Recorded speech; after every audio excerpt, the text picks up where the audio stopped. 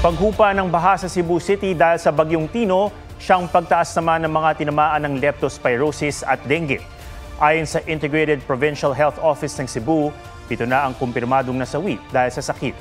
Nasa 117 ng suspected cases na isa sa ilalim sa confirmatory test.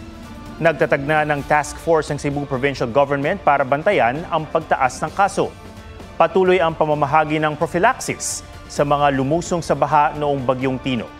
Mahigpit na palala ng mga doktor, pwedeng maagapan ng leptospirosis, kaya huwag itong baliwalain. Isang batang babae naman ang nasawi sa Cebu City dahil sa dengue. Isa pang dalagita na kabarangay ng bata ang nakakonfine sa ospital. Nagsasagawa na ng misting operation sa lahat ng kanilang sityo. Hinimok din nila ang mga residente na maglinis. Nagsagawa rin ng missing operation sa 3 lugar sa Talisay City at namagayroon ng mahigit 150,000 doxycycline sa humigit kumulang 60,000 residente.